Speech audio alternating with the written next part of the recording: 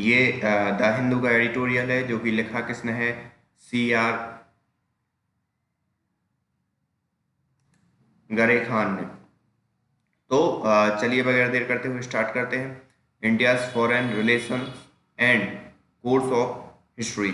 India के जो विदेशी संबंध हैं, विदेशों के साथ संबंध हैं, साथ ही साथ जो इतिहास है उन सब का वो क्या है, इस रिगार्डिंग पूरा का पूरा एडिटोरियल है। तो शुरू करने से पहले अगर आपने सब्सक्राइब ना किया हो तो please hit the subscribe button. The prime minister Narendra Modi public and undiscussed reference to China's expansionism in his address to Indian troops last week on July 3rd in Ladakh was so obvious that the Chinese lost no time in rejecting the allegation. जो हमारे prime minister थे नरेंद्र मोदी, उन्होंने publicly and अनडिस्गाइज्ड मतलब स्पष्ट रूप से या बिल्कुल खुला जो संदर्भ रेफरेंस या निर्देश दिया। रेफरेंस का मतलब संदर्भ भी होता है, लेकिन यहाँ पे क्या मतलब है इसका, रेफरेंस का मतलब है निर्देश दिया। किसके लिए? चाइना के लिए। किस चीज़ के लिए? विस्तारवादी नीति के लिए। उनके अपने जो एड्रेस जो उन्होंने संबोधन किया, किसके लिए? इंडियन ट्रूप के लिए, जो लास्ट वीक उन्होंने किया था जुलाई 3 को लद्दाख। वाज सो ऑब्वियस, इतना स्पष्ट था कि चाइना ने बगैर समय गवाए उस पूरे के पूरे एलिगेशंस को क्या किया, रिजेक्ट कर दिया। और उसके as a proof of China's non expansionism मतलब बिना विस्तारवादी नीति, उसके प्रूफ में उसने क्या कहा। उसके जो स्पोक पर्सन थे उन्होंने ये डिनाई किया इस चार्ज को, और उन्होंने कहा कि चाइना साइन कर चुका है किस चीज़ को, उन बाउंड्री एग्रीमेंट को with all but 2 of its neighbour, पूरे के पूरे जो नेबर हैं उन सभी को, बस 2 को छोड़कर। इन ट्वीट स्पोक पर्सन सेड, अपने ट्वीट में उन्होंने कहा चाइना हैज़ डिमार्केटेड, चाइना कर चुका है, डिमार्केटेड मतलब अपने बाउंड्री को मार्क कर चुका है, विथ 12 ऑफ इस 14, उसके जो 14 नेबर हैं उसमें से 12 नेबर के साथ, थ्रू पीसफुल नेगोशिएशन, और उसको पीसफुल नेगोशिएशन के साथ ऐसा किया है। Turning land border into bond of friendly cooperation, और जो उनके जो लैंड बॉर्डर थे उनको फ्रेंडली कोऑपरेशन के थ्रू कन्वर्ट कर चुका है। Down memory lane. अब यहाँ पर डाउन मेमोरी लेन का पूरा मतलब ये होगा कि सुखद एहसास वाले अतीत की स्मृति। यहाँ पे down memory, mister Modi deliberate and no doubt well thought out speech does raise a question in one's mind.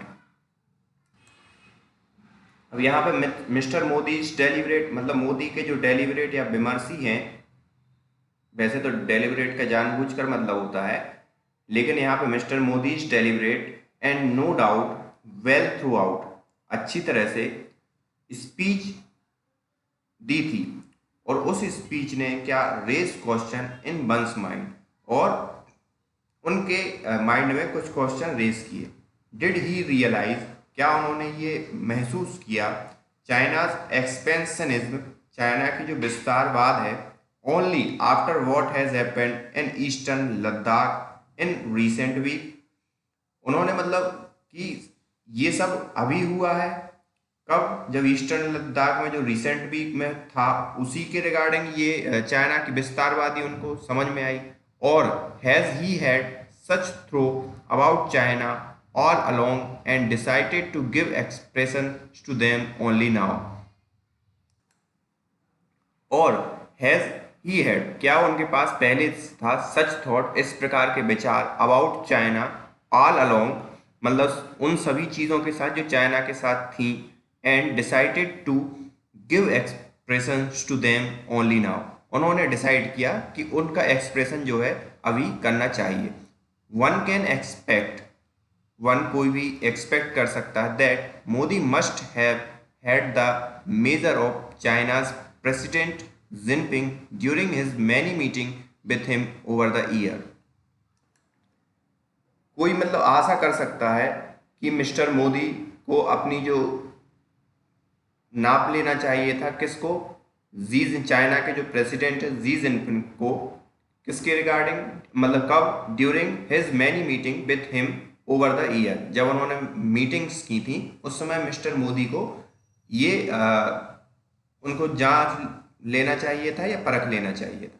The prime minister talk to Chinese expansionism reminded me, prime minister की जो बातें हैं चाइना के विस्तारवादी नीति को लेकर, उन्होंने इन राइटर को रिमाइंड करवाया है या याद करवाया है of what mister Indira Gandhi told me, जो इंदिरा गांधी ने उनसे कहा था more than once during the time, और उस समय एक बार नहीं कई बार, I serve in her prime minister's office, जब वो उन प्राइम मिनिस्टर ऑफिस को क्या करते थे, सेवाएं देते थे अपनी।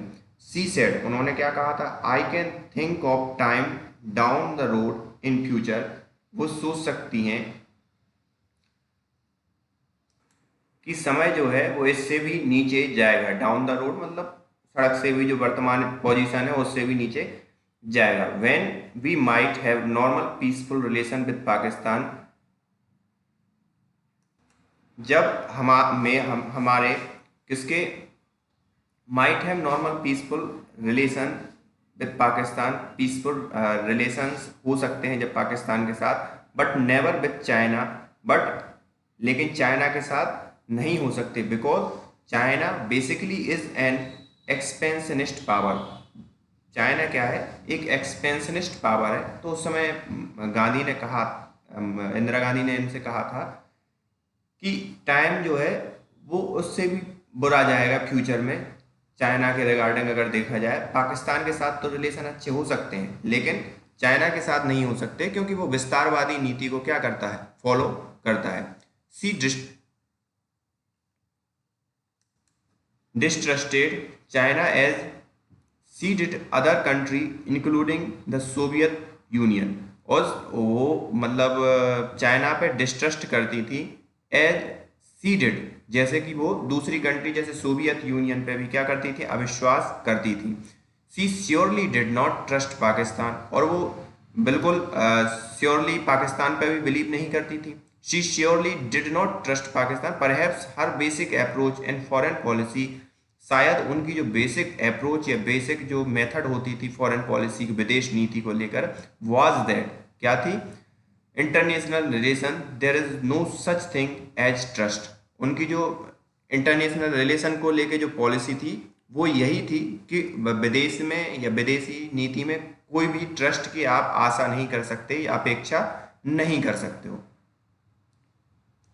US President Ronald Reagan talk of trust but verify Mrs. Gandhi approach seems to be verify and still not trust।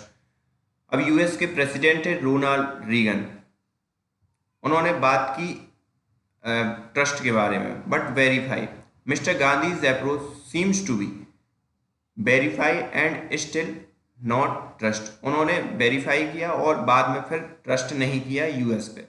Nehru, China and Kashmir, अब तीनों लोगों के बारे में कि नेहरू, चाइना और कश्मीर के बारे में क्या है। Jawaharlal Nehru on other hand had convinced himself that China will not attack India, और जो जवाहरलाल नेहरू थे वो कन्विंस हो चुके थे। किस चीज़ से कन्विंस, मतलब खुद को ये विश्वास दिला लिया था कि China will not, China attack नहीं करेगा इंडिया पे। हिज डिफेंस मिनिस्टर, उनके जो डिफेंस मिनिस्टर थे BK Krishna Menon, likely play a big part in inclining Nehru toward this conviction, और इस कन्विक्शन को बनाने के लिए उनके जो तत्कालीन गृह मंत्री थे VK Krishna Menon, defence minister थे, उन्होंने इस कन्विक्शन को और जोर देने का काम किया। रिग्रेटेबली, अफसोस, none of his advice cautioned him against this miscalculations। अब उनकी कोई भी एडवाइस, मतलब किसकी एडवाइस, रक्षा मंत्री की किसी भी एडवाइस ने उनके लिए कॉशन मतलब आगाह नहीं किया किसी भी मिसकैलकुलेशन के रिगार्डिंग जो उन्होंने कर रखी थी मिस्टर नेहरू ने। Most of them had no experience in foreign relation, और दोनों के पास या मोस्ट ऑफ देम के पास फॉरेन रिलेशनशिप का कोई एक्सपीरियंस नहीं था। Nehru was not guided by any ideological consideration, Nehru को किसी भी आइडियोलॉजिकल कंसिडरेशन के थ्रू गाइड नहीं होते थे। Yes he dreamed of India, लेकिन वो इंडिया का सपना देखते थे, and him playing a big role on world stage and believed that China could be a partner in the endeavor in that endeavor, और इंडिया के लिए सपने देखते थे और उनका जो प्लेइंग बिग रोल प्ले कर रहे थे वर्ल्ड स्टेज पर, और ये बिलीव कर रहे थे कि चाइना एक बहुत बड़ा पार्टनर बनेगा उनके प्रयासों को पूर्ण करने के लिए, या इस प्रयास में एक प्रकार से साथ देगा। यहाँ पे एंडेवर का मतलब होता है प्रयास करना, ENDEAVOUR। Even the present government sees India acting as vishwa guru, जो वर्तमान गवर्नमेंट है वो किस इंडिया को मतलब किस तरीके से रिप्रेजेंट कर रही है कि वो विश्व गुरु है। वॉट एवर हिज रीजन, जो भी रीजन हो, there is no doubt that his China's policy was usually faulty, कुछ भी रीजन रहा हो, लेकिन एक बात तो साफ है कि चाइना की जो पॉलिसी है उसकी गलत पॉलिसी रही, फॉल्टी पॉलिसी रही चाइना को लेकर। It would be healthy for all of us, ये हम सब के लिए अच्छा होगा या हेल्थफुल रहेगा। किस रिगार्डिंग कि all of us admirer of Nehru, a rapidly dwindling tribe including the Indian National Congress Party। और हम सभी के लिए ये सब होगा कि जो प्रशंसक हैं किसके, नेहरू के, जो एक रैपिडली घटती हुई जनजाति है, मतलब उसके प्रशंसक घट रहे हैं, और साथ ही साथ इंक्लूडिंग इंडियन नेशनल कांग्रेस को जो पार्टी है, उन सबको ये जानना चाहिए या समझना चाहिए जो इन्होंने पहले कहा। But Nehru did not commit any Himalayan blunder in Kashmir, लेकिन जो नेहरू हैं उन्होंने किसी भी प्रकार का हिमालयन ब्लंडर कश्मीर में नहीं किया था। When ceasefire was called for in January 1949, जब सीज फायर मतलब हुआ 1949 में, it was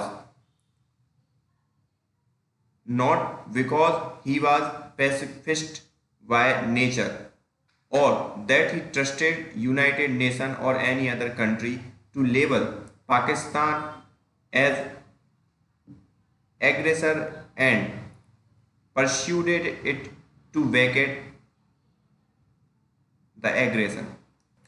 तो जब सीज फायर मतलब युद्ध विराम हुआ 1949 में, इट वाज नॉट बिकॉज, ये इसलिए नहीं था कि जो नेहरू थे वो पैसिफिस्ट मतलब शांति प्रिय थे या शांतिवादी थे।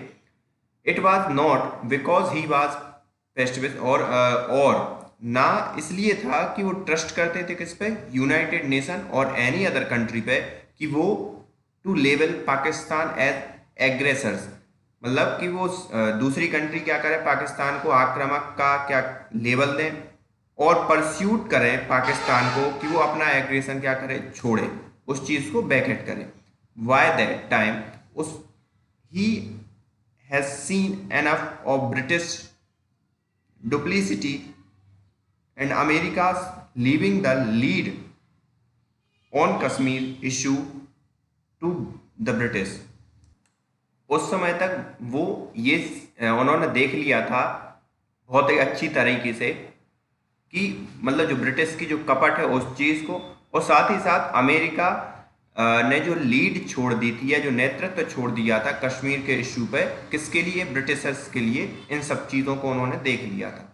The reality on ground was that, reality जो ग्राउंड पे वो क्या थी, the Indian army was in no position to run over the whole of Jammu and Kashmir at that time. और वास्तविकता ये थी कि उस समय जो इंडियन आर्मी थी वो इस पोजीशन में नहीं थी कि वो पूरी की पूरी जम्मू एंड कश्मीर में रन करे, उस समय पूरी की पूरी जम्मू कश्मीर पे जैसे आज डिप्लॉय है। This has been definitely and conclusively brought out by respected scholars as well as official history of war published by Defense Ministry several years later after throughout research and interview with all the relevant players including senior most Indian military officer at that time। और this has been definitely निश्चित तौर पर and conclusively एक समाहित रूप से बाहर लाया गया बहुत ही बड़े रिस्पेक्टेड ऑफिसर्स के द्वारा, जो स्कॉलर्स थे मतलब जिन्होंने उन पे काम किया था उनके द्वारा, और जो ऑफिशियल्स थे उनके द्वारा, जो बार पब्लिश्ड हुई डिफेंस मिनिस्ट्री के द्वारा सेवरल ईयर बहुत ही बाद में, तो उन सब के द्वारा इन सब चीज़ों को बाहर लाया गया। जो इंटरव्यू हुए, जो रेलेवेंट प्लेयर्स थे including senior most military officers थे उस समय के, उन सब के द्वारा इन सब चीज़ों को बाहर लाया गया और दिखाया गया। Nor was Nehru influenced by any ideological bias, ना नेहरू किसी भी एनी जो पहले के कोई पूर्वाग्रह या आइडियोलॉजिकल बायस से इन्फ्लुएंस थे। I do not know for a fact that he was a leftist, और आई डू नॉट नो ये नहीं जानते फॉर अ फैक्ट एक भी ऐसा तथ्य जो ये कहे कि नेहरू क्या थे, लेफ्टिस्ट थे। आई डू नो ये जानते हैं that he believe strongly that in foreign policy, वो स्ट्रांगली बिलीव करते थे that in foreign policy national interest was the only guiding principal, और फॉरेन पॉलिसी में वो नेशनल जो इंटरेस्ट है या राष्ट्र का जो हित है वो ओनली गाइडिंग प्रिंसिपल होता था। In his response to a letter Albert Einstein wrote to him, उनके जो इन हिज रिस्पॉन्स, उनके रिस्पॉन्स में letter Albert Einstein wrote to him a few week before independence, कुछ सप्ताह पहले जो इंडिपेंडेंस के, Nehru describe foreign policy as essentially selfish, और उन्होंने जो फॉरेन पॉलिसी को डिस्क्राइब किया था तो उन्होंने बोला था कि एसेंशियली सेल्फिश होना चाहिए फॉरेन पॉलिसी में। He was also clear in his mind that India's interest lay with the west, और वो उनके माइंड में भी ये क्लियर था कि इंडिया का जो इंटरेस्ट है वो वेस्ट के साथ है। इंडिया नीडेड टेक्नोलॉजी, इंडिया को टेक्नोलॉजी की ज़रूरत है, एंड अदर असिस्टेंस, और जो दूसरी सहायता है which he was convinced could be obtained only from Australia, और वो कन्विंस्ड थे और ऑब्टेन्ड ओनली फ्रॉम अमेरिका, हाँ वो ऑब्टेन कर सकते थे सिर्फ अमेरिका के थ्रू। The Soviet he believed were of no use in this matter, और द सोवियत के बारे में कहा जाए तो वो बिलीव करते थे were of no use of, और इस मैटर में कोई काम नहीं था सोवियत का। It was only after Americans concluded the military agreement with Pakistan and started giving it massive quantity of arm that Nehru begin looking to Soviet Union. और ये कब हुआ? जब अमेरिका ने अपनी जो मिलिट्री एग्रीमेंट किया किसके साथ? पाकिस्तान के साथ, और उसको मैसिव क्वांटिटी में आर्म देना स्टार्ट किया, और नेहरू ने सोवियत यूनियन की तरफ देखना शुरू किया। The mistake and even blunder over China that he committed were caused by wrong assessment and not due to any ideological factor. और जो मिस्टेक हुई, जो मिस्टेक्स थी, इवन ब्लंडर ओवर चाइना, जो ब्लंडर हुआ चाइना का 1962 में, that he committed work caused by, वो सब सिर्फ इसलिए हुआ कि रॉन्ग असेसमेंट किया गया, ना कि कोई आइडियोलॉजिकल फैक्टर था। अब handling Pakistan, Mrs Gandhi has been similarly accused of being naive and too trusting when she allowed Pakistan's 90,000 prisoners of war to return to their country without getting anything in return। और Mrs Gandhi को भी similarly accused ठहराया गया जब उन्होंने नाइब मतलब अनुभवहीन और trusting मतलब ज़्यादा ट्रस्टफुल पे भी उनको अक्यूज ठहराया गया, जब उन्होंने क्या किया कि पाकिस्तानी के जो 90,000 प्रिजनर थे वार के, उनको रिटर्न कर दिया गया उनकी होम कंट्री में और बगैर कुछ लिए। Nobody is mentioning what she could have asked quid pro Q. कोई भी इस बारे को मेंशन नहीं करता, इस बारे में बात नहीं करता। व्हाट सी कुड मतलब वो इस बारे में मेंशन नहीं कर रहा है कि वो उस क्विड प्रो क्यू मतलब मुआवजे के रूप में वो क्या मांग सकती थी। Should she have asked Pakistan to vacate all the territory it had occupied in Jammu and Kashmir। क्या उन्हें पाकिस्तान से ये मांगना था कि वो कश्मीर की पूरी टेरिटरी को खाली कर दे जो जम्मू एंड कश्मीर में क्या थी, ऑक्यूपाई करके बैठा है पाकिस्तान अभी। And for how long should she have kept POWs in our country until Pakistan return our territory। और क्या इतने लंबे समय तक उन्हें जो पाकिस्तान के जो प्रिजनर्स थे उनके लिए अपनी कंट्री में रहने देना चाहिए था जब तक कि वो टेरिटरी क्या नहीं करता, रिटर्न नहीं करता। Again at Shimla nobody could state with conviction if she really believed that Pakistan Zulfikar Ali Bhutto would lived up to his commitment oral as it was to transform ceasefire line into international border। और again Shimla के time पे भी nobody could कोई नहीं कर सक मतलब सोच सकता या स्टेट विद कन्विक्शन एक स्टेट जो ऐसी धारणा के साथ if she really believe that Pakistan अगर वो इसमें रियली विश्वास करती थी कि पाकिस्तान के जो जुल्फिकार अली भुट्टो हैं वुड लिव्ड अप जो अपने जो कमिटमेंट के साथ खड़े रहेंगे oral as it was to transform ceasefire. Oral मतलब जो था जो जैसे कि ओरल था वो कमिटमेंट वो अपने ट्रांसफॉर्म करेंगे cease fire line into international border, cease fire line को इंटरनेशनल बॉर्डर में। And A Bhutto did give such promise अगर भुट्टो ने ये प्रोमिस दिया था विच पाकिस्तान डिनाई जो कि पाकिस्तान डिनाई करता है एंड इम्प्लीमेंटेड एंड इम्प्लीमेंट करने के लिए भी डिनाई करता है। Would the Indian parliament have accepted it क्या इंडियन पार्लियामेंट इस चीज़ को एक्सेप्ट करेगा। Today's running ruling party wants to reclaim why the mean has not been clarified.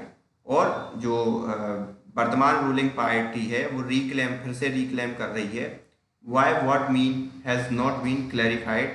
अब किस मतलब से ये क्लैरिफाइड नहीं हुआ है। Even Aksai Chin from China और अक्साई चिन चाइना को भी क्या कर रही है, क्लेम कर रही है, लेकिन कैसे करेगी इट्स अभी वो नहीं है। It is nobody's idea that India should give up its claim to Pakistan occupied Kashmir और अक्साई चिन। और ये किसी का आइडिया नहीं है कि इंडिया को अपना जो टेरिटरी है पाकिस्तान और चाइना के साथ क्या करना चाहिए, छोड़ देना चाहिए। The question is only about reiterating the claim publicly and in charge atmosphere. बस क्वेश्चन यहाँ पे यही है कि जो रीइटरेट मतलब फिर से दोहराया गया उस क्लेम को पब्लिकली इन चार्ज एटमॉस्फियर जो एक चार्जफुल एटमॉस्फियर था उसमें। एज दे से जैसा उन्होंने कहा all foreign policy is essentially domestic policy and this is true all government everywhere and at all time. और जैसा कि उन्होंने कहा कि पूरी विदेश नीति जरूरी है डोमेस्टिक नीति के लिए एंड दिस इज ट्रू और ये हमेशा ही हर गवर्नमेंट के लिए सही बात बैठती है। The purpose in mentioning all of above is not exonerate any of previous generation of leadership. जो सब इन्होंने ऊपर मेंशन किया है इसका मतलब ये नहीं है, एक्सोनरेट मतलब आरोप मुक्त करना, किसी भी चीज़ को एक्सोनरेट मतलब आरोप मुक्त करना, ये आप देख लीजिए। Any of previous generation of leadership, जो भी प्रीवियस जनरेशन की जो लीडरशिप थी उनको इनका मतलब ये है कि उनको ये आरोप मुक्त कर रहे हैं। They must be held accountable, उनके लिए जिम्मेदार ठहराया जाना चाहिए फॉर द मिस्टेक और blunder they might have committed, जो भी ब्लंडर और जो मिस्टेक की उन्होंने उन सब चीज़ों के लिए। दे एक्टेड इन प्रिवेलिंग सर्कमस्टेंसेस, वो एक्ट कर रहे थे, प्रिवेलिंग मतलब प्रबल, सर्कमस्टेंसेस मतलब एक कठिन परिस्थितियों में, as best as they could, और जितना बेस्ट हो सका उन्होंने किया, according to their perception of national interest, उनका जो परसेप्शन है या उनका जो देखने का नजरिया था राष्ट्र हित में, उन्होंने ये सब चीजें की। After all national interest is that which government of the day decided it is. After all, अंततः नेशनल इंटरेस्ट, राष्ट्र हित, इज द वही चीज है कि government of the day decided it is, जो government of the day decide करती है उसके लिए। One government might conclude that civil nuclear deal with United States serve India's national interest, एक गवर्नमेंट हो सकता है ये कंक्लूड करे कि जो सिविल न्यूक्लियर डील है यूनाइटेड स्टेट के साथ वो राष्ट्र हित में है। Some other government ruled by some other party और even the same party but at another time, और हो सकता है दूसरी गवर्नमेंट दूसरी पार्टी के द्वारा वो हो, बट हो सकता है उसी पार्टी के द्वारा भी रूल हो लेकिन अदर टाइम में रूल हो, and in different circumstances may think otherwise, और अलग अलग सर्कमस्टेंसेज, अलग अलग परिधियों में, अलग अलग परिदृश्य में वो अलग हिसाब से सोचे और उस चीज़ को अदरवाइज मतलब वो डिफरेंट तरीके से सोचे। वाई द सेम टोकन, एक सेम उस पर लिया जाए या सेम प्लेस पे सेम मंच पे लिया जाए, mister Modi in conduct of India's foreign policy surely does not allow any extraneous considerations to influence his thinking, और जो मिस्टर मोदी हैं वो फॉरेन पॉलिसी के रिगार्डिंग किसी भी ऐसे बाहरी कंसिडरेशन को अलाउ नहीं करते जो उनकी थिंकिंग को क्या करे, इन्फ्लुएंस करे, and is basing his approach by what he perceive as furthering our national interest, और जो उनकी अप्रोच का जो बेस होता है वो वही होता है कि जो परसीव करते हैं वो कि उन्हें नेशनल इंटरेस्ट को आगे ले जाना है उसी के regarding. History will pronounced it's analysis in due course, और हिस्ट्री प्रोनाउंस करेगी उनके एनालिसिस को अपने ड्यू कोर्स में। तो ये पूरा का पूरा एडिटोरियल था। So thank you for today.